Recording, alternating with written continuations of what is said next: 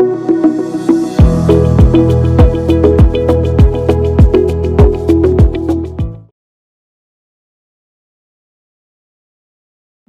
நேரம் வியூவர்ஸ் அனைவருக்கும் வணக்கம். நான் உங்கள் டாக்டர் ராஜலட்சுமி, சித்த மருத்துவர்.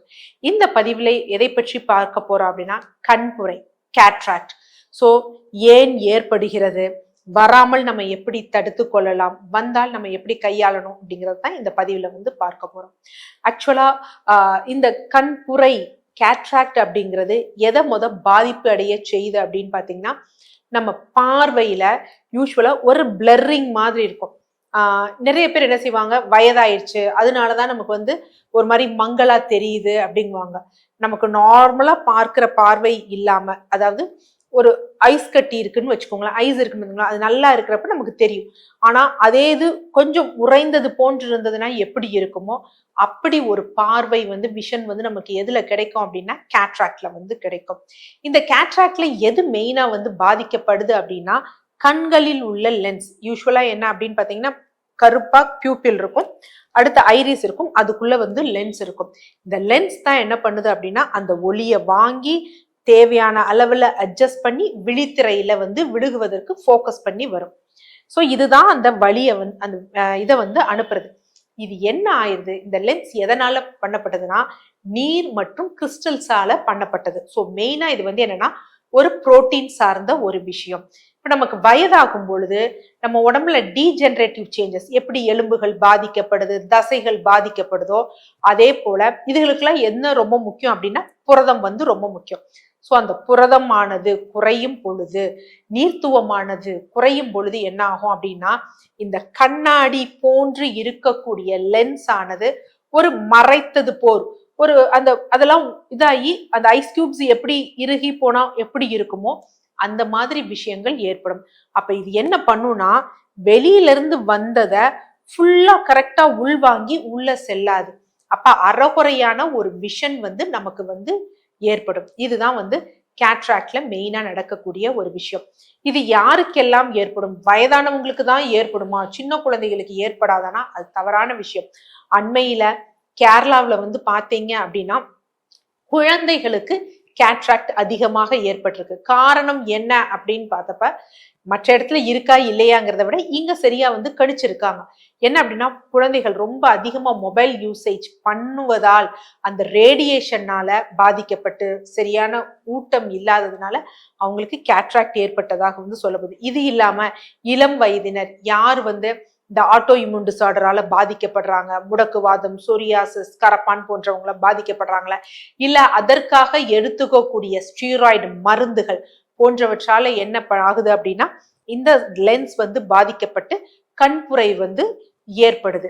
இது இல்லாம வயதாகும் பொழுது நார்மலா ஏற்படும் மன அழுத்தம், சர்க்கரை நோய். சர்க்கரை நோயில கேட்ராக்ட் வரக்கூடிய காரணம் என்னன்னா, அந்த புரோட்டீன் அங்க போகணும்னா ப்ராப்பரான ரத்த ஓட்டம் எல்லாமே இருக்கணும்.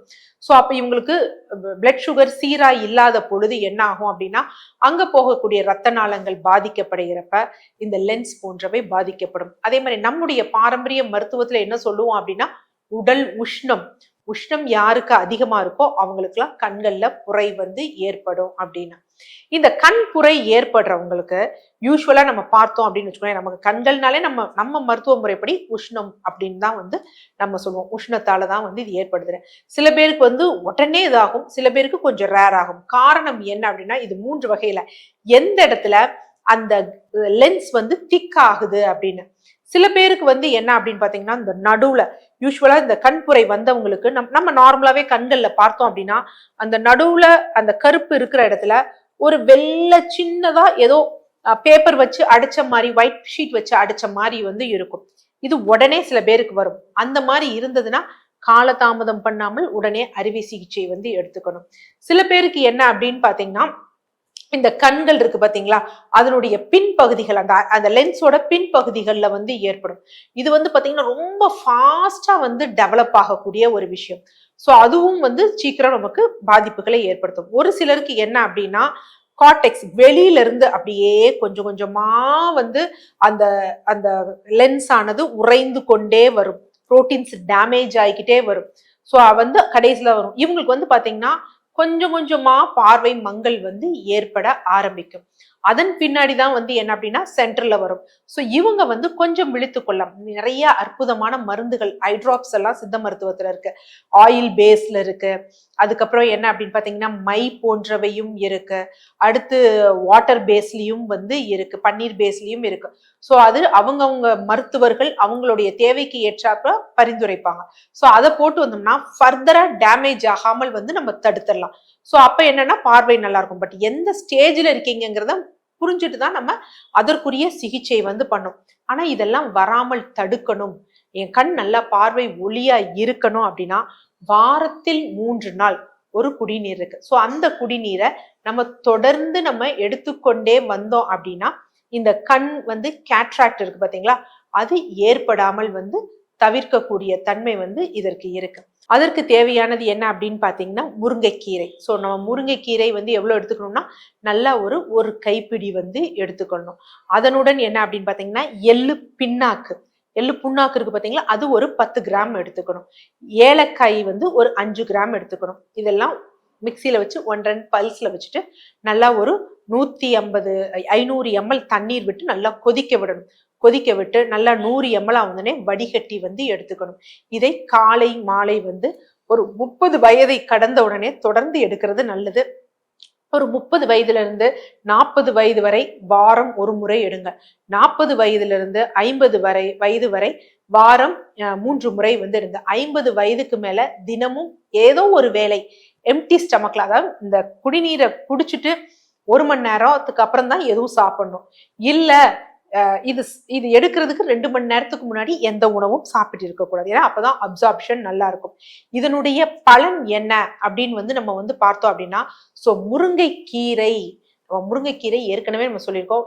கீரை அந்த ஈர்க்குல வந்து என்ன இருக்கு அப்படின்னா கொலாஜன் இன்டியூஸ் பண்ணக்கூடியது இருக்கு. ஏன்னா நிறைய பேர் நம்ம வந்து என்ன அப்படின்னு பாத்தீங்கன்னா இந்த கொலாஜன் வந்து பாத்தீங்கன்னா அசைவத்தை சார்ந்துதான் போகணும்.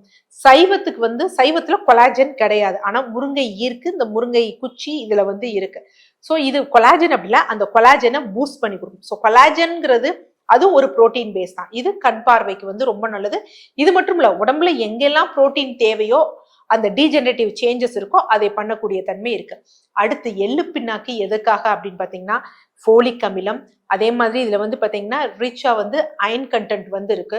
ஸோ ரத்த ஓட்டத்தை வந்து சீரா கொண்டு போகும். ரத்த ஓட்டம் நல்லா இருந்தது அப்படின்னாலே நம்ம சாப்பிடக்கூடிய சத்துக்கள் வந்து அங்க போகும். அடுத்து ஏல அரிசி எதற்காக இங்க நம்ம கொடுக்குறோம்? ஏலக்காய்னா இதுல ஃபைபர் கண்டென்ட் இருக்கு. அடுத்து ஒண்ணு ஏல அரிசி வந்து இருக்கு. ஸோ இந்த ஏல அரிசியை பொறுத்த வரைக்கும் என்ன, செரிமானத்தை இது பண்ணும். நம்ம உணவு வந்து நம்ம என்னெல்லாம் சாப்பிட்றோமோ அதுல நல்ல சத்துக்கள்லாம் நமக்கு உறிஞ்சணும் அப்படின்னா இந்த அஜீரணம், மந்தம் போன்றவை வந்து இருக்கக்கூடாது.